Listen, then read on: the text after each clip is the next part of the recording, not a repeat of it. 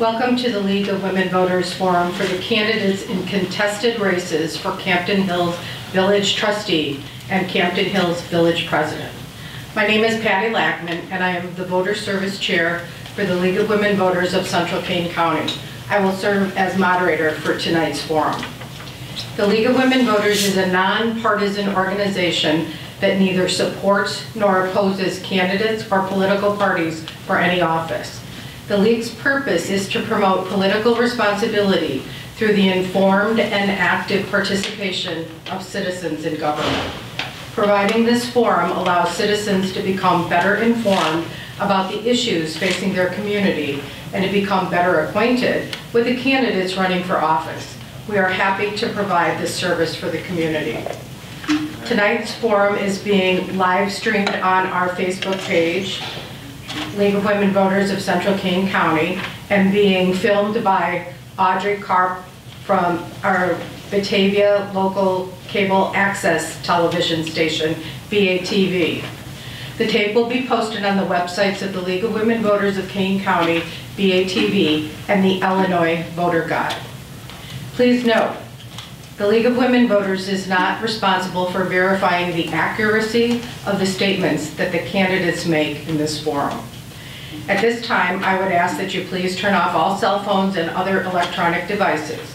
I would also ask that you refrain from applauding or in other ways demonstrating support or opposition of a candidate.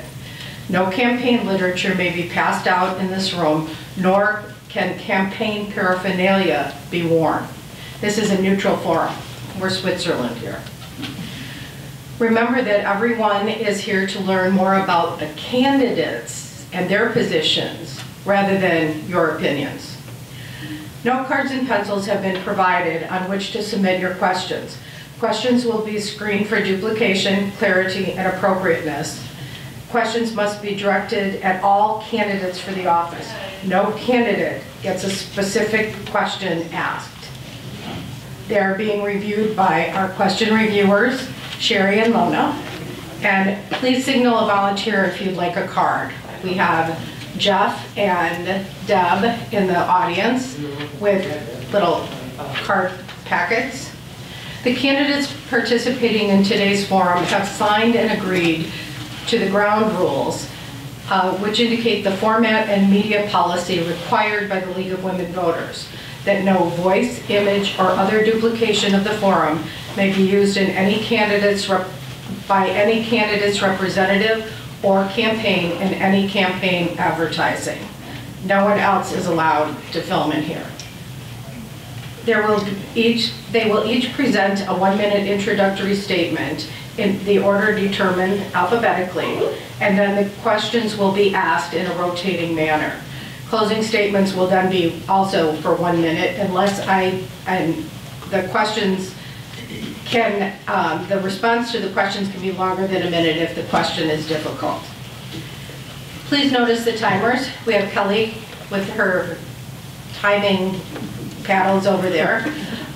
We ask that when the stop sign goes up, you please finish your sentence and end it right there. Don't go into another paragraph. It should be noted that all candidates for village president and village trustee were invited to tonight's event.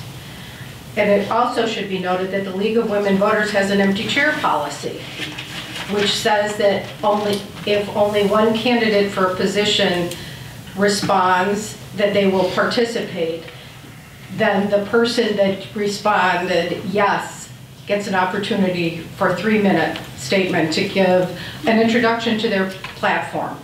In the race for village president, candidate Wanicki indicated she was unable to attend this evening. So we will have candidate Michael Terrell give the statement in a few minutes. I would ask that you be gentle with the candidates, be nice to them, be nice to us. We don't have to do this, we're volunteers. And I saw in the newspaper that you had a contested race, and so we came out here and asked if the village wanted us to put on a forum. So here we are. It's our first time in Campton Hills. So we thank you for affording us this opportunity. Mr. Tyrrell, your 3 minutes. Thank you. Thank you. Did you want this? Tammy? I'll get that in a minute. Could you close your laptop, please? I'm just taking notes. Is the notes okay? Notes are okay. Okay. It's up to you. There's nothing going on here. Okay. Notes are okay. Go ahead. Okay. Thank you. I want to say thank you to the League of Women Voters for hosting tonight's forum. And I want to thank the residents who came out tonight to listen to the candidates.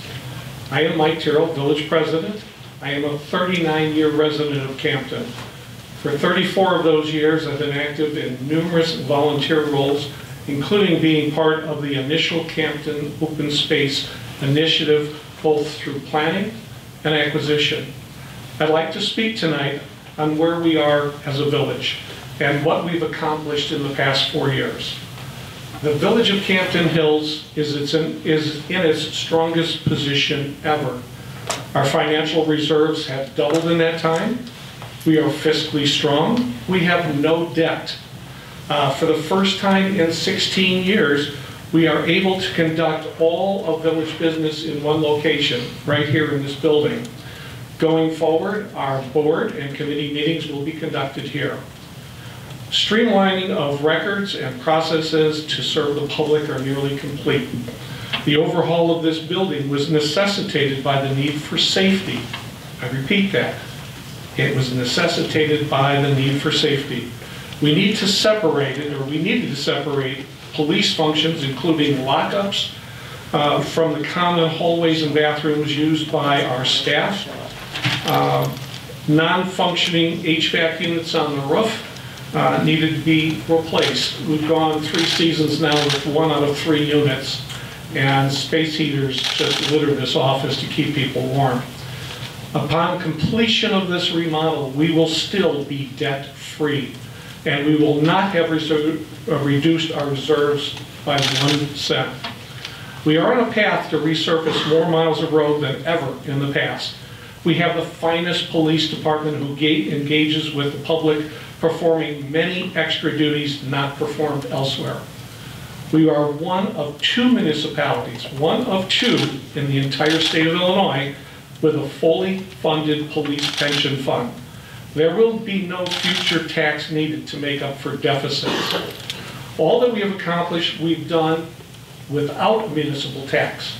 Campton Hills is one of 4 communities in Kane County without a municipal tax. We are by far the largest. Others are Caneville, Lily Lake, very, very small communities. Again, we've accomplished everything I've mentioned without a municipal tax. And we continue to be one of the safest communities in Illinois, having achieved the #1 safe city several times in the past several years. There is much to celebrate here in Campton Hills. Our 6 citizen advisory committees are staffed by nearly 30 volunteer residents. Yes, there is much to celebrate here in Campton Hills. I ask for your vote as we continue to move forward on securing the future with suburban, semi-rural, and active agricultural land. Thank you. Thank you. Okay, we will start with our openings, and we will start with Mr. Boatner, candidate Boatner. You have 1 minute. Can I sit next to you? Thank you. I'm Nick Boatner, and I am running for village trustee in 2023. I was born and raised in St. Charles. My daughters are 4th generation, St. Charles, West St. Charles, Campton Hills. I am running for board trustee really because I see that the village right now is at a crossroads. We have a choice. We can head one of 2 directions.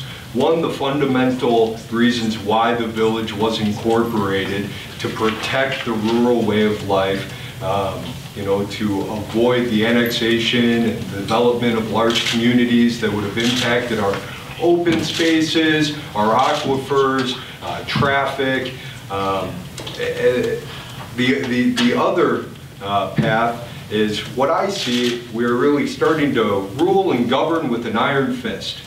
I believe that the village of Campton Hills needs to act swiftly, and my time is up.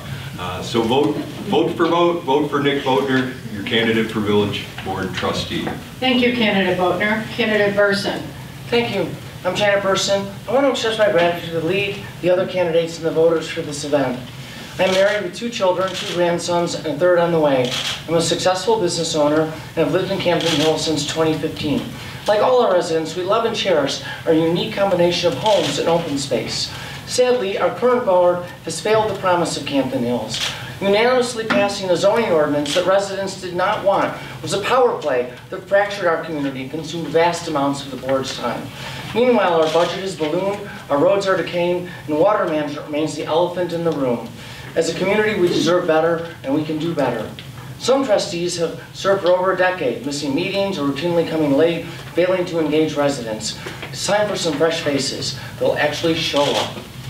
Anyone can reach out to me and get a quick reply to talk their way, in person, on the phone, by email, text, or online. I'll be just as available as a trustee.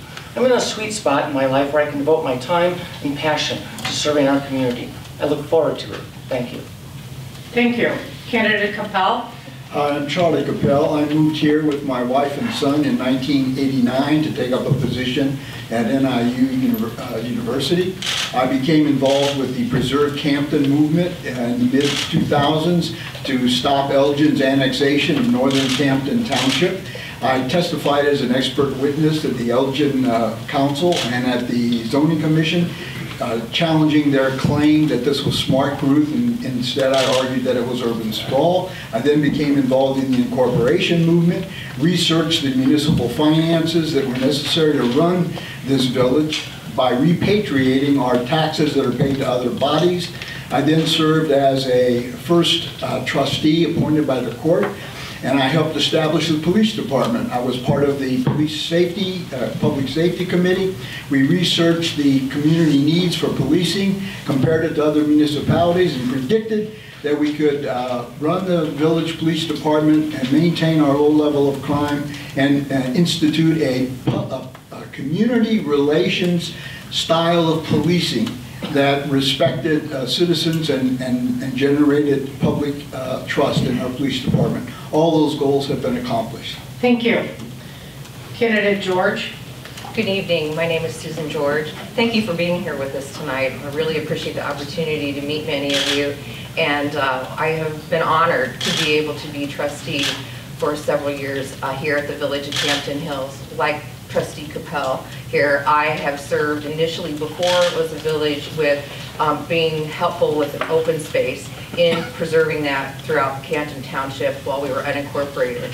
I got my start during that way. I went into conservation field for 10 years. I've lived in the area since 1999. I've lived in St. Charles prior to that. My passions are maintaining our semi-rural nature and history, also our natural resources, particularly our water resources, and I'll talk more about that later.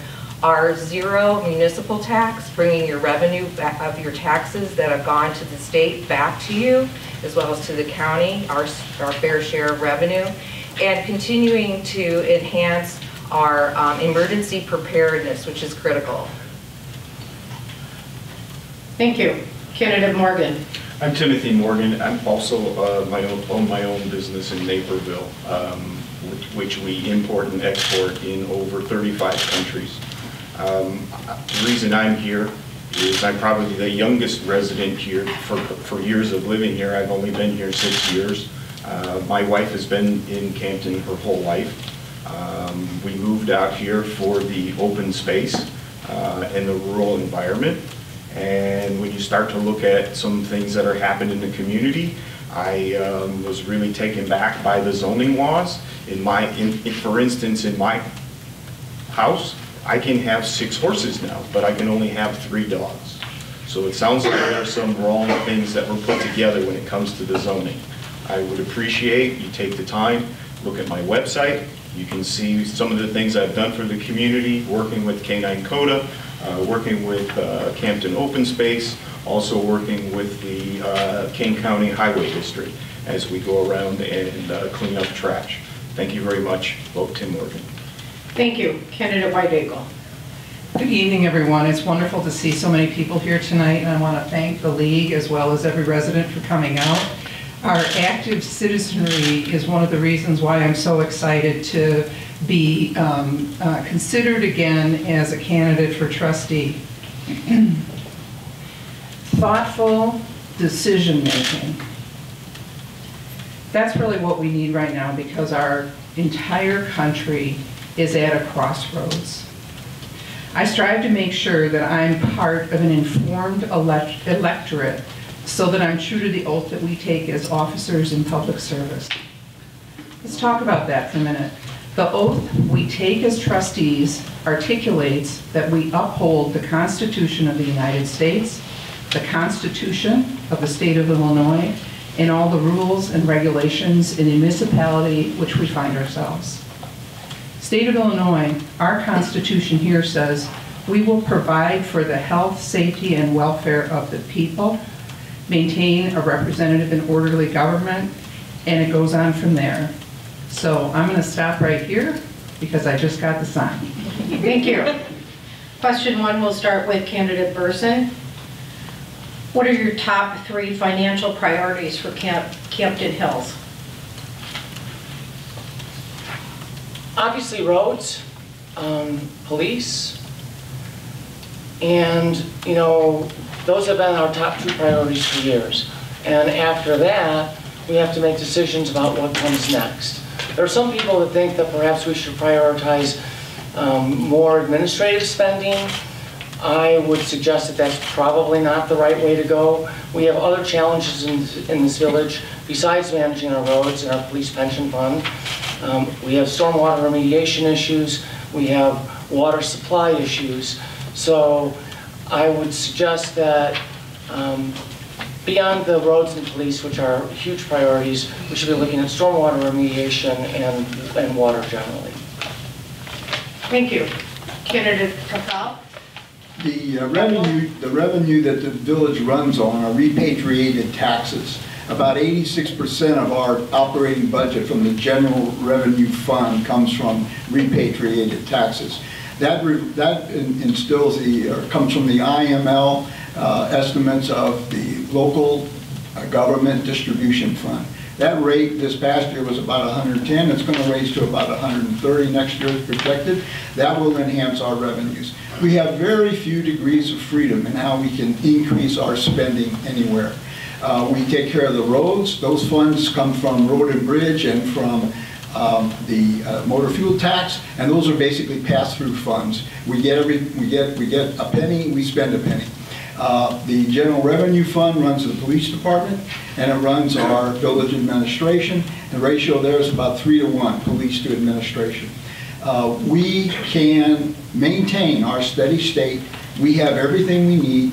We just need to keep an eye on our priorities and try to accommodate some of the new changes that are coming from the outside, environmental and ecological challenges. Thank you. Candidate George. Really the financial priorities, we are in an amazing position right now. As President Terrell had said earlier, that we have worked diligently, and myself as a leader of the community for several years in being in the position that we're at right now. Zero debt, we have fully funded police pension, we have zero municipal tax. And in terms of the priorities, absolutely emergency preparedness. We continue to have state mandates that are given to us that are unfunded annually. So this is critical that we continue to monitor this. We need to be fiscally conservative as well. So the balance there is that you need to have leadership who understands that and has had experience doing that, and I have. In addition to that, water sustainability is my top priority, as well as emergency preparedness and maintaining our zero municipal tax. You have to monitor this as a trustee, and it's important to understand the budget process and to continue to stay on top of things. So that's what I will do as your village trustee. Thank you. Thank you. Candidate Morgan.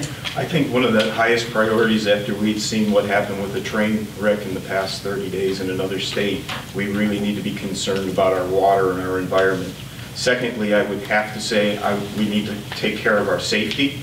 I can see just from what work that I do behind the scenes trying to help out the police department that they are understaffed for full-time people. So I think that needs to be looked at. And the other thing that we need to look at is our future, because with the motor fuel tax, if they go to all electric cars, that motor fuel tax will go away. So we need to try to find a better way to be able to fund our community without adding an additional tax to the residents. Thank you. Candidate White Eagle. Three things that I'm thinking of is really revolve around public safety. In public safety, I concur with some of the previous comments relative the preparedness for accidents and for protecting our water and our watershed. Public safety goes beyond that though, because public safety also includes other kinds of aspects of protecting the community. Like, for example, the highway department removing trees. Like, for example, responding to COVID mandates. I mean, we all went through so many different things, so there's lots of aspects to public safety. Relative how this intersects with the police, which is my second priority, augmenting the work that the police department already does. They have a philosophy, what I would refer to as community policing. In addition to having that philosophy, I also think they need perhaps some additional resources. Those resources might be advocates that go out with police officers on domestic calls so that they can be more responsive and start to provide perhaps mental health or other kinds of services that people might need. That's it. Thank you. Candidate Wojtner. Thank you. The two largest areas for spending, in my opinion, are really the only business that the village needs to be in, and that is roads and safety, supporting our police department. Items truly that cost nothing, which I think the village needs to focus more so on than what they can spend more money on, is communication and community engagement. I noticed 3 days ago the village finally launched their first video on a YouTube channel. Very successful. I hope it gets a lot of views. It was a great message. Items like that don't cost any money, I think should be our priorities in making sure that the entire community understands what's going on. Increased transparency, increased community engagement, increased communication. Thank you. You could get a BATV channel, Batavia Access Television, who came on the road with us tonight. Thank you, Audrey. Next question, starting with Candidate Capel. How do you believe the village should balance efforts to maintain Campton Hill's character while allowing for growth and development? Well, we're our affluent community. Our median household income is almost $200,000. 42% of our population have family household incomes over $200,000. Most households can provide for what they need. We value the quality of life here. And the whole Preserve Campton movement, incorporation movement, and the current board's efforts in zoning is to preserve our open space, preserve our night skies, preserve our peace and quiet. We do not need a lot of commercial manufacturing or even heavy-duty retail development. We need to live within our means. We need to continue our prosperity and keep a low growth profile. Candidate George. One of the interesting things about maintaining the character and the development is that I have worked on this for many years. I started the Joint Environmental Management Resource Committee, and from that facilitated our comprehensive planning. The grants that were received through that and the studies that were done with resident input were in conjunction with the work that I had initiated through that committee, and continued to work on the comp plan myself during the time that I was serving, and all the components of that comp plan I was involved in. Regarding development, Trustee Capel makes a very good point, and that has been part of the comp plan for a long time. We discuss in there the management of our rural character, and that is very important to balance with development. And I have also co-authored dark sky lighting ordinance within the village to maintain our rural character along with the development. So Norton Lake, that is part of the village, was part of that process, and you will see exhibits of that ordinance of which I co-wrote there. Thank you. Candidate Morgan. I think we really need to take a look at the economics. First of all, there used to be an economic development committee here in Campton Hills, and it was disbanded. I've spoke to the board about trying to bring it back to work with existing business, but this isn't a community that needs a factory or needs big business. This is a community that needs small business to be able to support just the local area that we have right now. There's plenty of vacant space for some small retailers. But there needs to be something that is going to be able to draw them into the community. I also think that there needs to be some time and energy to relate to the community what's exactly in our community. Thank you. Candidate White Eagle. In terms of expansion in the Campton Hills area, I think we just have to be mindful that I would concur with some of the previous comments that we really, in terms of locating large businesses here and or locating maybe multifamily housing, it is not something that really is in the cards. Why is that? Because our wastewater treatment plant is at capacity right now. So we have to be careful and balance that. One of the things that's interesting is that in Chicagoland, this is something that was just shown to me today, the collar counties in Chicagoland actually have the #1 business relocation in the country. So I don't know if you guys were aware of that, but that was new to me. So what I would say is there's going to be more pressure on Campton Hills for housing, for people that are looking for opportunities to locate out here, because as Charlie mentioned, we are a very affluent community and it's highly desirable. Thank you. Candidate Boatner. Thank you. I think one big thing that we can do, which we don't do a very good job of right now, we don't have any sort of a chamber of commerce. We don't do much of anything to support our local businesses. Sponsorships, offering opportunities for businesses to get involved in the community, as well as recognizing and embracing all of the home-based businesses that are in Campton Hills.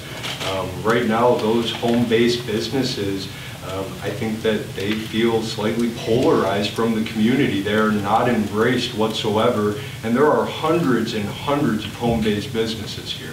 I think we can do a much better job working with what we already have, which will just foster the growth of Campton Hills. Candidate Burson. Thank you.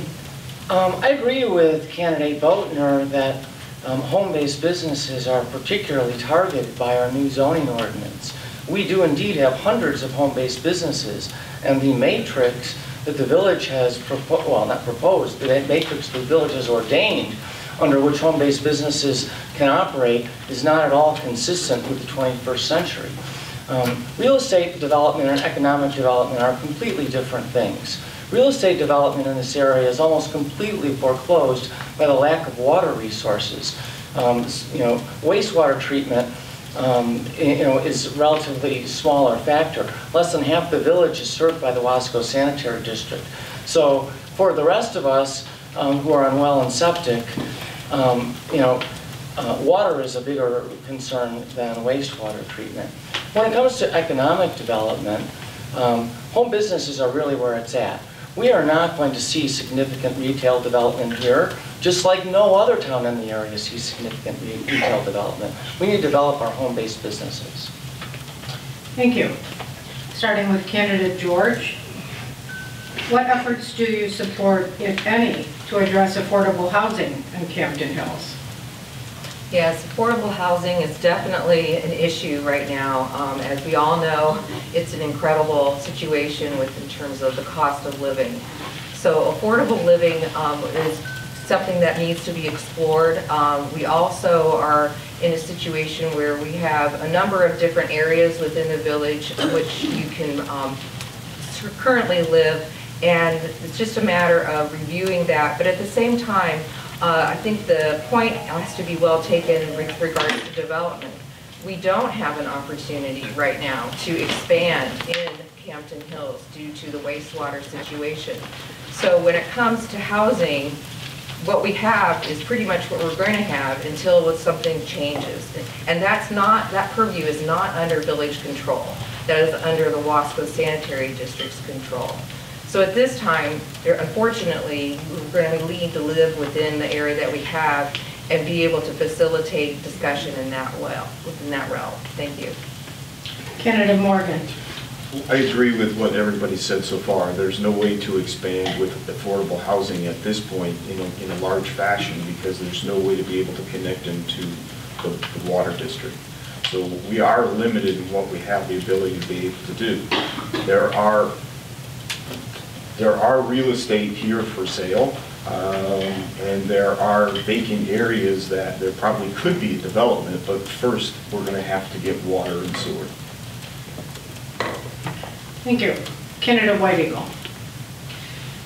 One of the places that I lived previously was a small town called Ottawa Hills, Ohio, which was completely surrounded by Toledo.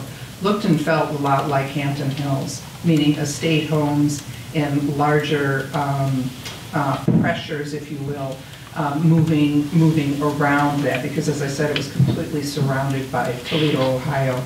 One of the things that they did that I thought was really, really exciting was that they put up duplexes so that young families could get their first start. These might be smaller, but from the outside, the design looked a lot like the tone of the other housing stock in the area. The other thing that they did, again, on smaller lots, is put up townhomes. Maybe row houses, not rows and rows of row houses, but there's got to be a way that we can balance smaller housing units with water and sewer, water and sewer. Thank you. Candidate Boatner. Affordable housing is really kind of an umbrella term that encompasses a lot of different housing. You know, government subsidized housing for people with disabilities, low income, of course, seniors. I see in our area the affordable housing that I'd like to focus on that's important to me is widows, divorcees, or kids if they want to move back here after college. You know, the median home price is $400,000. I think in future developments, private developers, they can be incentivized with tax credits if they set aside a certain portion of the homes in their development for affordable housing. In our area where the median home price is $400,000, you know, affordable housing still needs to be defined as to what that is in our area. But I know for sure that I hope that there's an option available in Campton Hills when my girls are ready to buy their first home. So I would work hard to come up with a great plan to make that happen. Thank you. Candidate Burson. Again, I agree with Nick Boatner to a large extent about what affordable housing constitutes. There's a notion that this means apartments, that this means urban people coming out to Campton Hills or something. That's not what it means. Affordable housing means that widows, as Nick said, people who are empty nesters, children who have grown up in this community would like to come back here and live, but find that they can't afford a house, because I don't think that the median home value is $400,000. I think it's rather north of that. So, what we're talking about is affordable housing for a broad range of people. And again, I want to remind people that the Wasco Sanitary District serves well under half of Campton Hills. There's a lot more to Campton Hills than Wasco Sanitary. So affordable housing can be a variety of scattered site developments throughout Campton Hills that are in no way imposing on Wasco Sanitary District resources. This is very possible. Thank you. Candidate Capel? We need to maintain our older housing stock. We do have a distribution of housing in Campton Hills. Some of it's outside of the PUDs, and there are places that folks can use as a starter home in these areas. We can monitor those. We can encourage upkeep informally. We can see what the building and zoning department can do to encourage efforts to maintain those homes. The idea of building new affordable housing, we are really constrained with land use and water. And even if it's well water, and you put even 4 or 5 strings of row houses on 5 acres, you're still tapping into the same aquifers that the Wasco Sanitation District uses. So we are constrained. I think we can think of affordable housing in a broader regional way. We have a certain ratio. One of the ways that affordable housing is defined is the relative cost of a house, a proportion of houses relative to the median. And we do have a distribution of affordable housing. Thank you. Starting with candidate Morgan. What are your priorities and recommendations to address ongoing traffic issues in Campton Hills? Well, when you look at the traffic issues, you have to realize also we have a lot of roads here that are maintained either by the state or the county. So it's not like we can change those, but as more people move out here, we do have more traffic. Traffic enforcement is a constant job here in Campton Hills, as I see the Campton Hills Police out policing. My own personal street is sometimes like a drag strip, but you can't be everywhere all the time. But I think we need to look at certain speed limits in certain areas and keep enforcing as they happen. Thank you. Candidate White Eagle. Regarding traffic, I think probably speed enforcement, I would concur with what the gentleman sitting right next to me has just said. I live on Beath Road, and that's really interesting some days.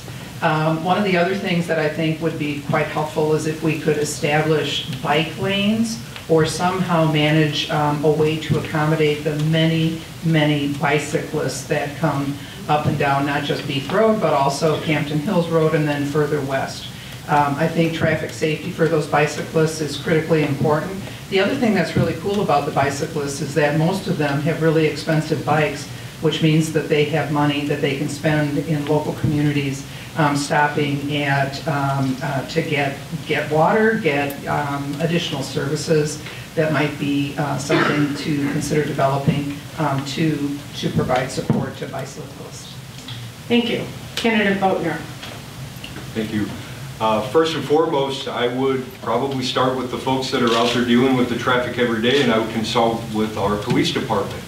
The second thing I would do is I would consult with our community, and I would put together some workshops. I'd focus on community engagement, getting the community involved in the decisions. I think that we need to give our community a lot of credit.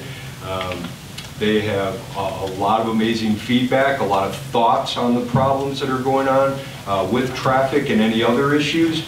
And I think we should utilize those resources to make decisions that the entire village agrees on. Thank you. Candidate Burson. I think that if you drive around other communities in the area, you would feel blessed by the relative sparsity of traffic in Campton Hills from the perspective of a driver. It's quite a bit different if you live in one of the homes that's on one of our major thoroughfares. We just went through a several-month odyssey, which is still not quite over, in which one of our residents was requesting a sound barrier because of the disruption caused by traffic on Corin Road. And this poor resident was dragged back and forth between the Planning and Zoning Commission and the Village Board, and he was approved, he was not approved. Was the sound, was the fence that he was requesting a sound barrier, or was it a fence? Ultimately, the board apparently rebelled against our president and voted to approve this poor man's fence.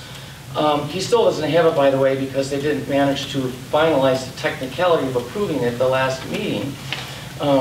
So I would think that if you're a resident, traffic might be a little bit more of a concern for you in terms of the noise. Thank you. Mr. Capel? Yeah, the village administration and trustees are doing several things monitoring traffic and roads. We are using the police department and grant money to monitor heavy trucks. We'll institute several times a year truck stops and pullovers and force them to go to weigh stations to make sure that they're compliant with our weight restrictions.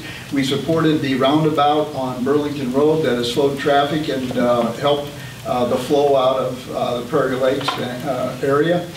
We are concerned about keeping roads designated as historic so that they can't be developed and turned into 4-lane or widened, particularly Campton Hills Road, and we're keeping an eye on Coron Road as well. Those things require an administration and a set of policymakers that are respected by county authorities and other municipalities, and so far we've been successful. Thank you. Candidate George.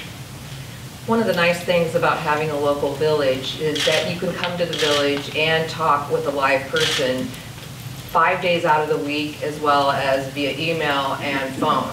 So face-to-face is great, and we're also here at any time with regards to people's issues pertaining to speed, to traffic concerns, to safety, and all of this comes together under traffic. And it is very important that we work together with the police, with the county, with the township, and that we continue fostering those partnerships to be able to adequately handle what we need to, and as traffic changes and as safety changes for that. We've changed speed limits when we needed to for different areas, and it's been very successful in those particular situations. As Trustee Capel has said, with regards to the truck traffic, we work diligently on that, of which I've been part of and led, and we've just have continual openness to be able to communicate with the residents and hear what their concerns are and to work together. Thank you. Starting with candidate White Eagle. How can parking be improved in the village area, hall area? How can parking be approved in the village hall area? Well, there's really a question behind the question. I think some people are upset because the parking right in front of this building where most of us park used to be something that was more open to anybody. And that has been something that has been curtailed. There is a tremendous amount of parking available throughout this particular complex, and I'm going to just pick on some of the things that I've heard more recently. It comes from one of the restaurants, the local restaurants, and if you walk behind that restaurant, what you'll see is a tremendous amount of parking back there. Also, the other thing that's interesting about this particular lot, the way, because it was a question that I asked when I started to hear some of the complaints that people were upset because the folks from the pub next door were being restricted from parking out in front. I asked the question, who owns the lot right in front of us, right here? And the lot line actually means that the village owns that parking. Thank you. Candidate Boatner. This question is really symbolic of the fracture right now that's in our community with the village and its residents. It's a very disheartening story, and this question is in regards to it, that a staple in our community, a small local business, was really, in my opinion, unfairly picked on, rather than sitting down at a table and having an adult conversation with some small business owners about how to manage parking in a parking lot. It's very disappointing. If I was elected, I certainly would be the loudest voice in the room to make sure that these situations were handled professionally, and completely a polar opposite of the way this situation was handled. Thank you. Candidate Burson. There really shouldn't be a parking issue in the village at all, and certainly not in this complex. Whether the village owns the parking lot right out in front of us is not germane to this question at all. The question at hand is whether the village is willing to share that resource with the businesses that are in this lot. Traditionally, they had. Tonight, we have an event and there are a significant number of people here, and it's of value to have that lot available to our residents. Typically, that lot is empty after 5 o'clock because the workers here go home and there's no one there. And yet, that's village property that they jealously guard so that residents can't use it. But it's not just OTP across the street. I stopped over at Salon d'Argento, just on the other side of the building today, and they also expressed that they now are experiencing a parking problem because their clients can't park here, and they also can't park on the west side of the lot behind the village because the village has decided that that entire portion of parking lot belongs to them as well. Thank Very you. unfortunate. Candidate Capel. In some respects, this is just another grievance come a walking. People are looking for an issue to bring and act as if there's some major dysfunction. There's ample parking behind the pub. The first thought I had was, well, you just need a sign. When village business is being conducted, the lot belongs to the village. This would be a pretty long sign. We have 2 village meetings, we have finance committee meetings, we have public relations committee meetings. There's probably, dozens of nights during the week where there is village business going on, even though it's outside the 9 to 5 hours. There's ample parking. Thank you. Candidate George. Yes, one of the things that I think we're enjoying tonight is actually being in the newly refurbished Village Hall. And we now are meeting in our training room and the village, what is now the Village Boardroom. And it's a wonderful opportunity to really understand why the parking lot needs to be available to residents.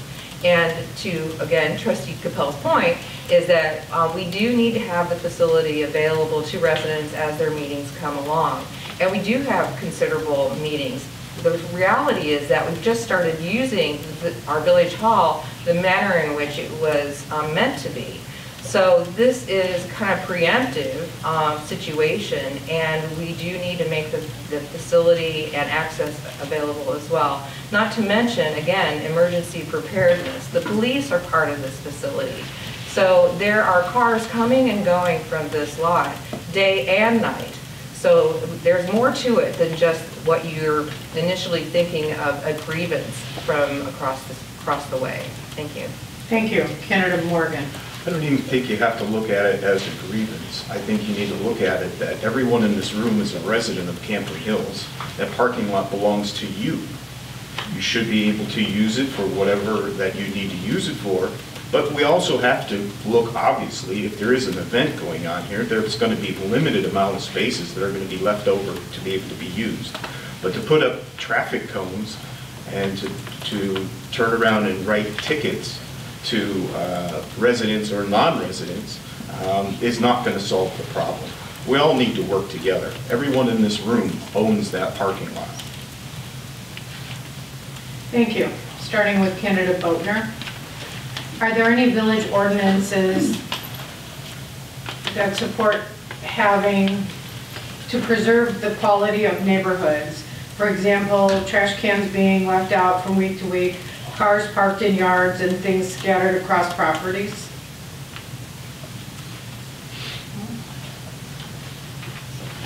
As far as ordinances go and things on personal property, the things that stick out to me that I take issue with are, one, this village this is an old community. These homes have been around for a long, long time. And when I drive around, everything looks pretty good to me. I love our little bubble we call Campton Hills. And I feel like adding additional ordinances and more ordinances and starting to micromanage the people of Campton Hills is completely unnecessary. I would say garbage can ordinances. I think all of this could really be simplified with a couple simple like nuisance ordinances, but telling people how many chickens they can have in their yard or what time their garbage cans need to go in or what you park in your driveway. I think that we are a much more mature community than that, and I think we deserve more respect than those type of ordinances. And so that's my opinion on those type of ordinances. Thank you. Candidate Burson. I suspect that the question is speaking to existing ordinances for code enforcement that someone perceives may or may not be enforced. I really can't say. I do know that we already have a nuisance ordinance and that some of the concerns that were addressed so painfully in the zoning ordinance could have easily been handled with a nuisance ordinance. People in this town came here for the primary purpose of not being bothered. And in exchange for that, our residents are not a bother. I cannot understand why anyone would be contemplating any regulation beyond that which we already have. Many of our communities are already HOA communities, so things like, garbage cans back, from the driveway and that sort of thing typically falls more under those type of regulations than within the mandate of our village. Thank you. Candidate Capel. We do have nuisance ordinances, and most of our ordinances are designed to accommodate existing aesthetics, ecological balance, and nuisances. So they're always 2 or 3 dimensional problems. There are enforcements for long grass, and we've reviewed those, where a zoning officer would go out and drop a note and say, hey, neighbors are noticing your grass needs cutting when it gets to be excessive. Every community does that. It's a community of self-interest, but it's got to be a community of enlightened self-interest. Your acts or negligence affect your neighbors. So the new zoning ordinance, I think, which has mobilized a lot of these candidates, new candidates and new faces before us, are really kind of misrepresenting what those zoning ordinances are all about. They really did balance the aesthetics of the village, its rural character, its ecological capacities, and protect nuisance from intruding on other persons' private property rights. Zoning is where public awareness and enlightened self-interest come home to roost. And I think we've done a good open job of doing that. Thank you, Candidate Capel. Candidate George, same question. Utilizing our nuisance ordinance to be a catch-all is really a misuse of governing. What it does, if you were to choose to do that, is it overburdens our police force. That is definitely not what we want to do. So with regards to situations like this, I think some of this is to be taken as points that you have to know a little bit about the village, in that several of the areas we have are actually HOAs. And HOAs are more far-reaching than what we have as ordinance when it comes within the village.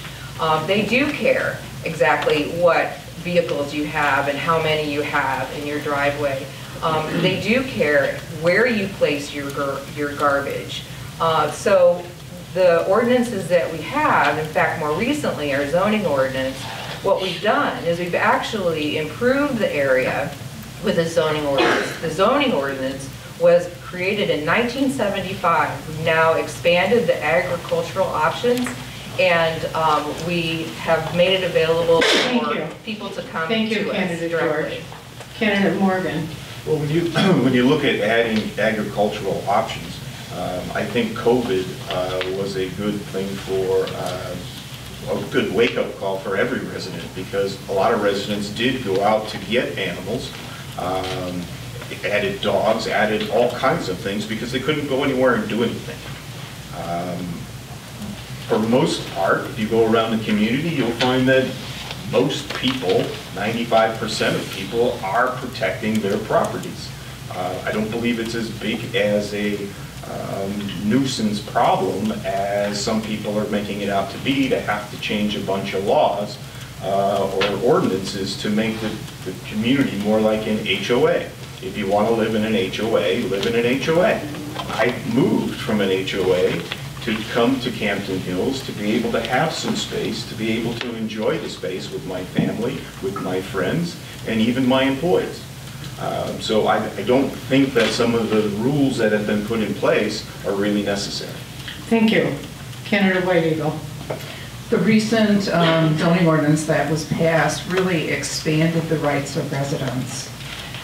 Previously, under the old zoning, a resident could not have horses or chickens unless they had 5 acres or more. That was how the zoning ordinance was set up previously. We changed all that with the new ordinance.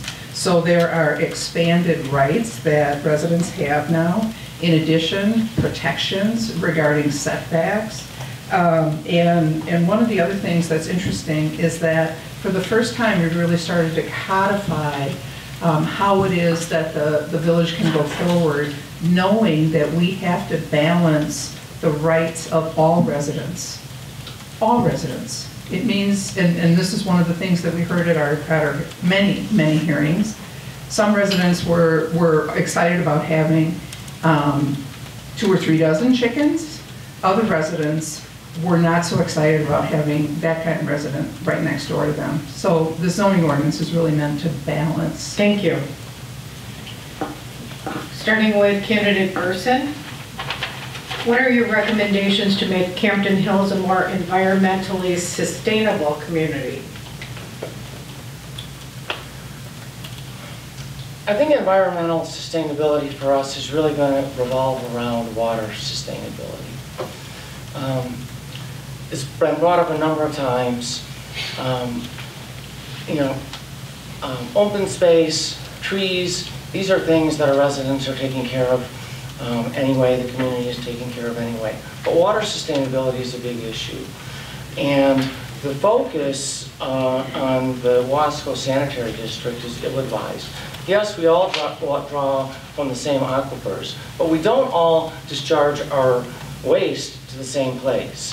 You know, people's septic fields are entirely different from the Wasco Sanitary District. So in this particular area, where both water sustainability and sewage treatment are a major concern when it comes to any type of development, I think we have to be mindful of ways to do that responsibly.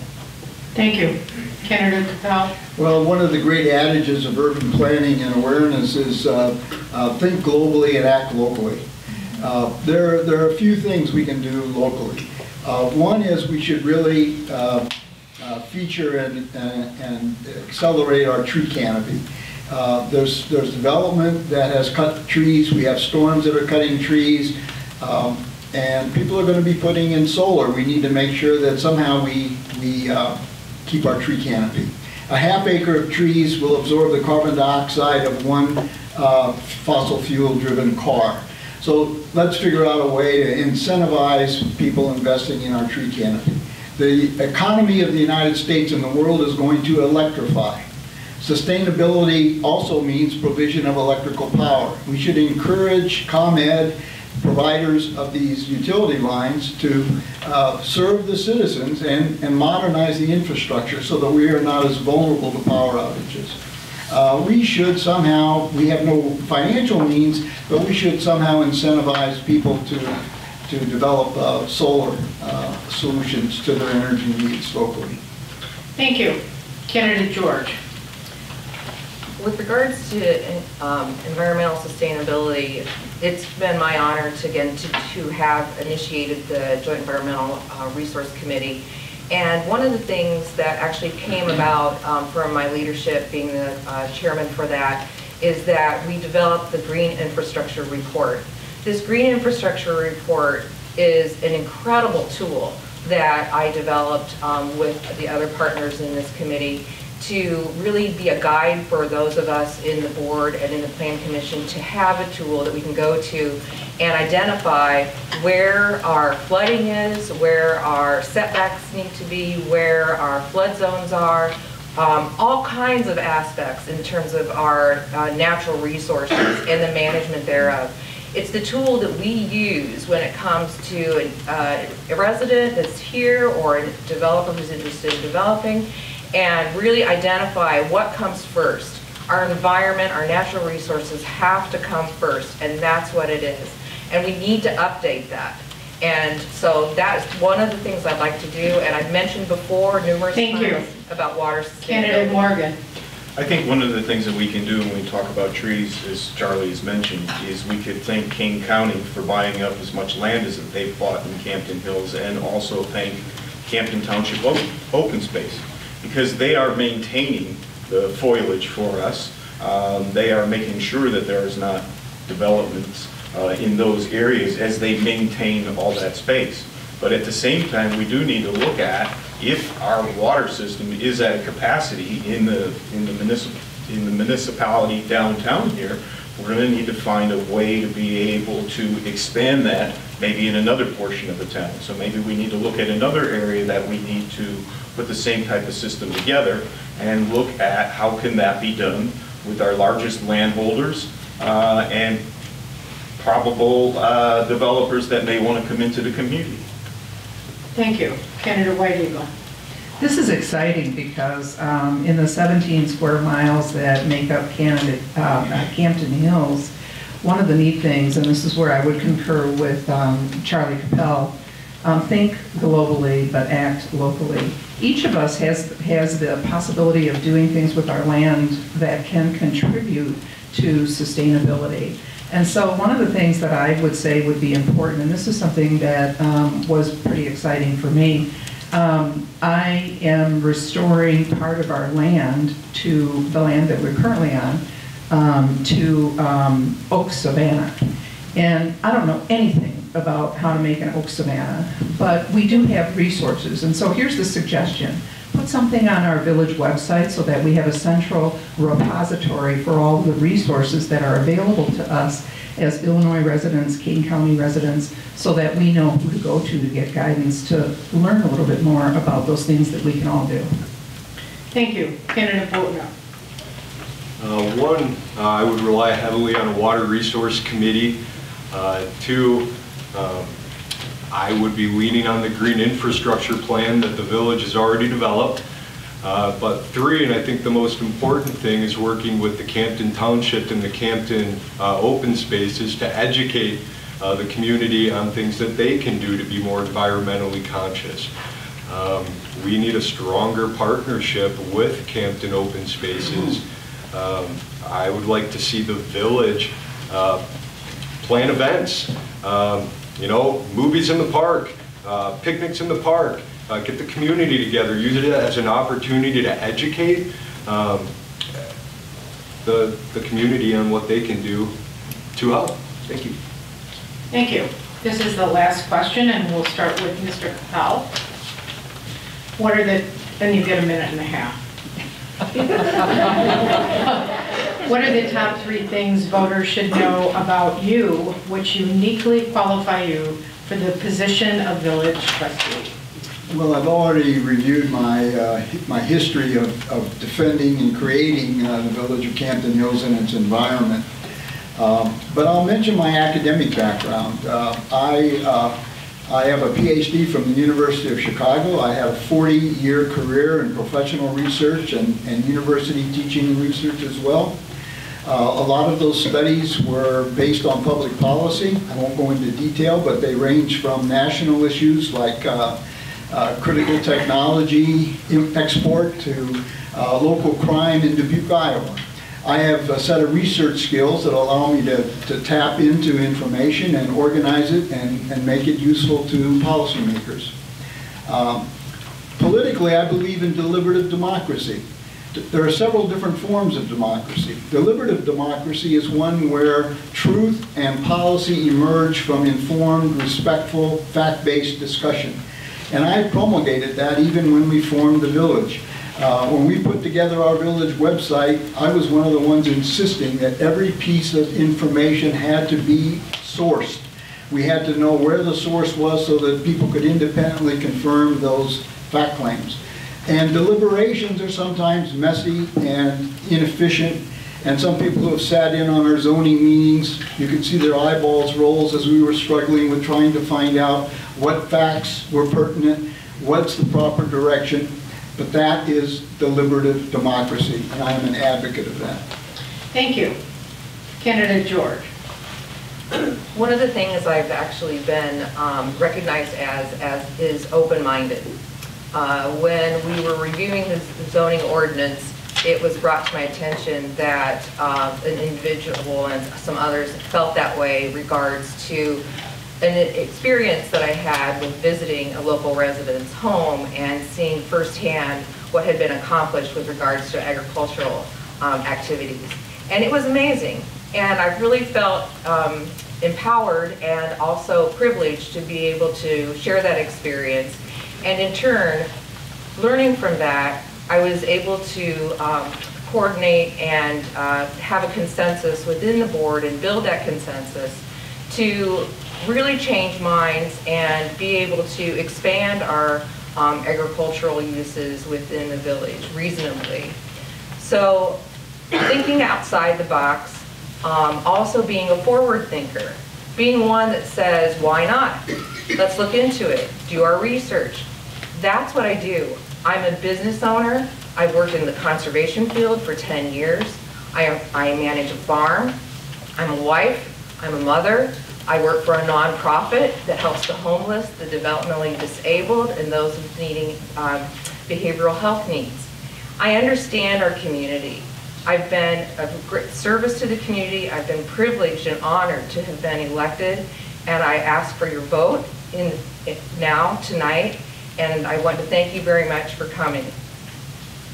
Thank you. Candidate Morgan. And you will have an opportunity for a closing statement, just so you know.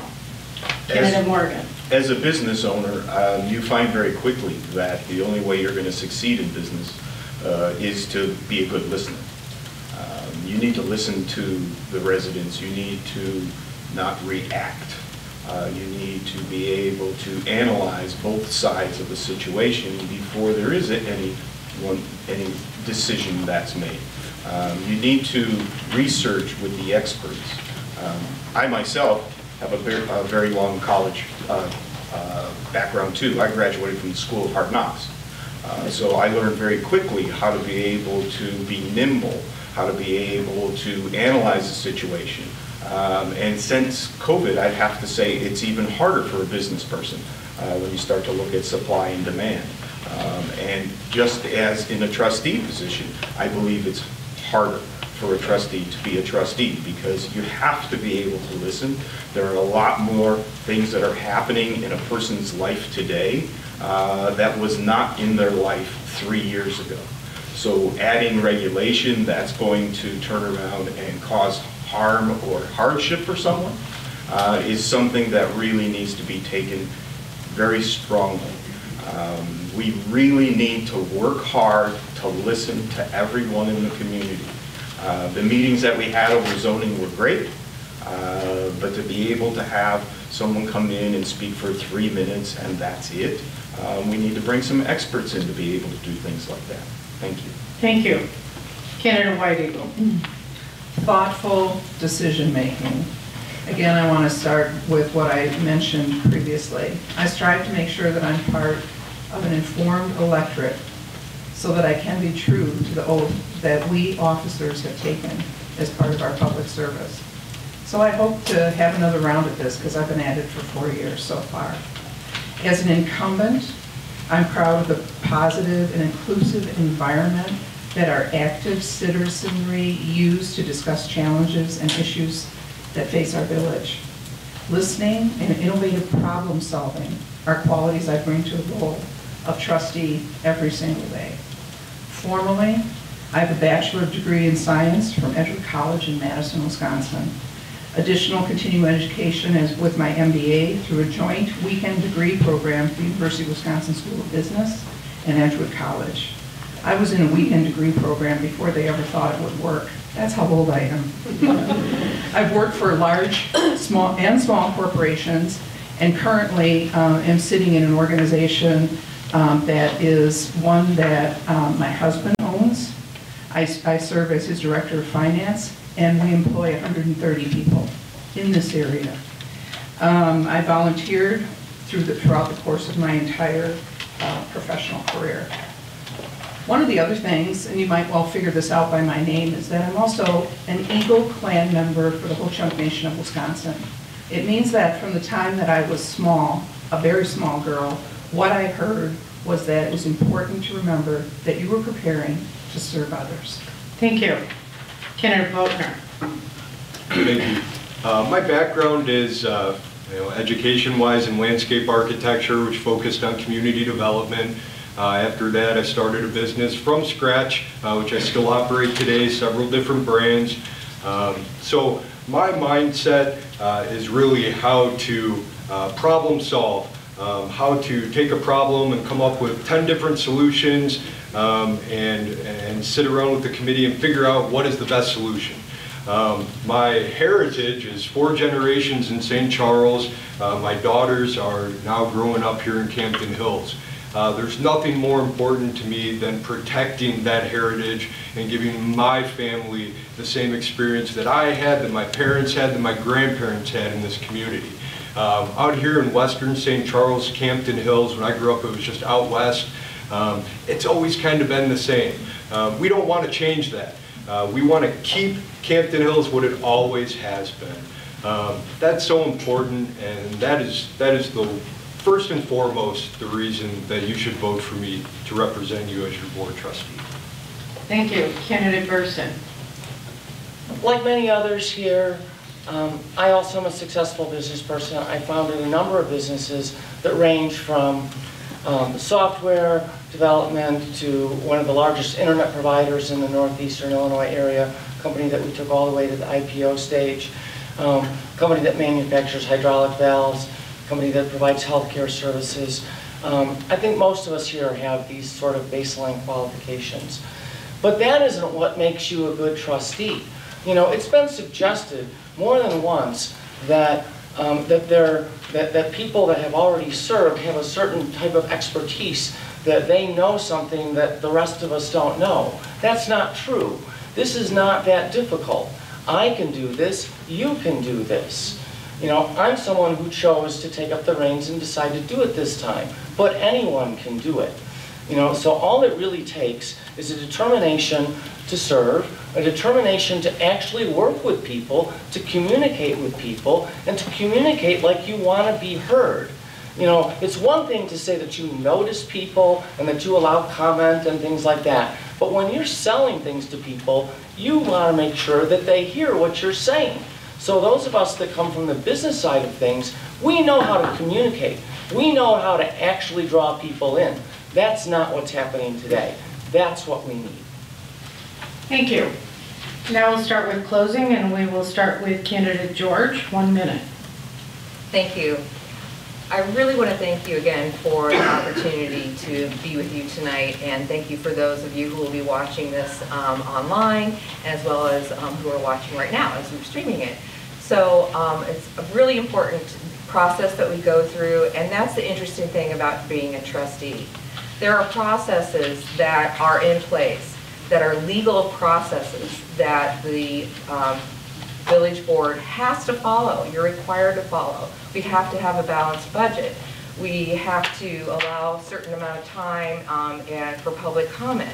We need to make sure that we go through public hearings and allow that process to happen. These are things that we really can't adjust very much, but what we can adjust, we try to. And the most important thing I've noted is during our service is that listening, being available, paying attention, and making sure that what you're hearing, you use. That's what I have done, to the point where I've actually gone face-to-face with Governor Rauner on the village's behalf, because an agenda plan that he initiated wasn't going to be an option to tax our village. As I said earlier, as a business owner, and I'm now on, I believe, my 6th business in 46 years, you have to be a good listener. You have to be nimble on your feet. You have to be able to market the community correctly, the right way. But to do that, you have to communicate. And over the past 5 years of attending meetings, I don't feel that's being done the right way. I really think that there needs to be more input from the community and more give back to the community when it comes to maybe a community service center, opening this place up to be able to maybe have some farm animals in the parking lot so the kids could come see some farm animals and what's actually being grown in our community. Some better public things to happen for our community. That will keep safety in check. That will keep our community engaged. And then you'll have more people that want to sit up here, that want to be able to serve public office. Thank you. Candidate White Eagle. Our village, our community, our very place here is one where residents can feel confident that they're free to grow and actualize their own vision on balance with their neighbors and with our fellow community members. That's what we've worked to create. That's what the new expanded zoning ordinance creates, balance. We are in the decade of disruption. We're listening and coordinating various and sometimes competing interests with data-driven, fact-based, fact-checked information is so paramount.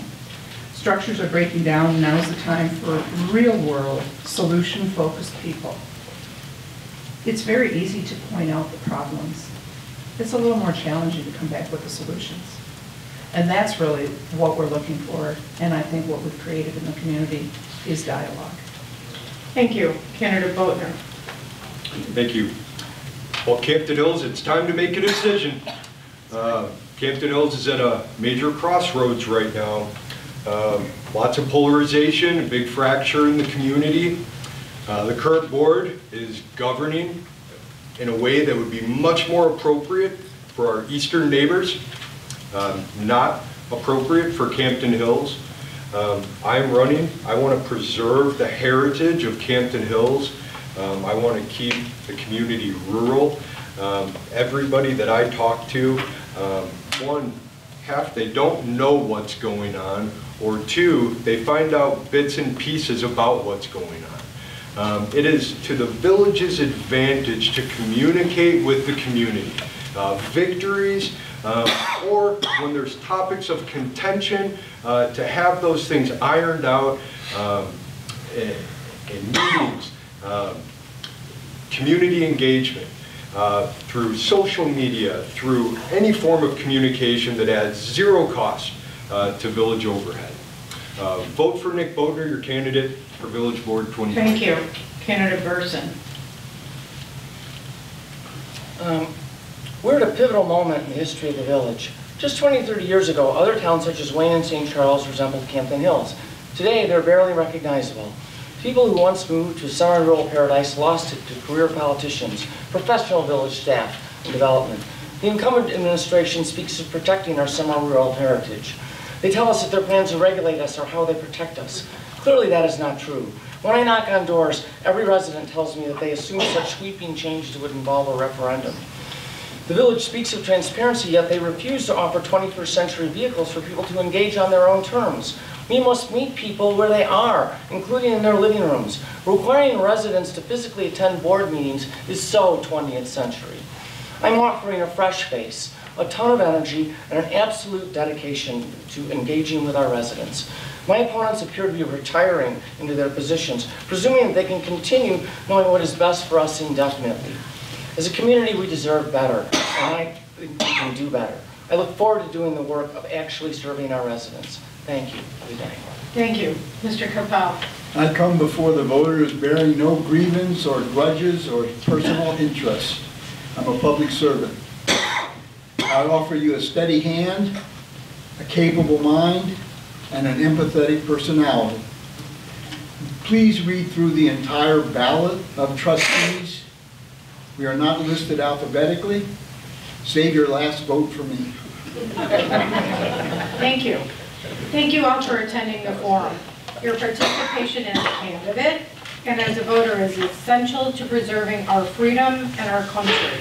The next forum is scheduled to be held on March 5th at St. Charles Library beginning at noon. This will be for the offices of Library Board, Park District Board, School Board, and St. Charles City Council, so the school board affects you. That should be a fun-filled Sunday. Also a very long Sunday. So, thanks to Brenda Shorey from the King County Chronicle, Brenda Waverman. Go, Brenda. Tammy Calton-Garoni from the League of Women Voters, and Audrey Papp from BATV. All of, I said your name wrong.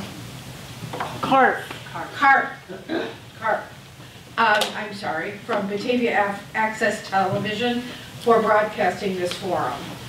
It will be available on our website and Facebook page. It's being streamed live now on our Facebook page, and it will also be on the BATV site, and it will also be on the Illinois Voter Guide.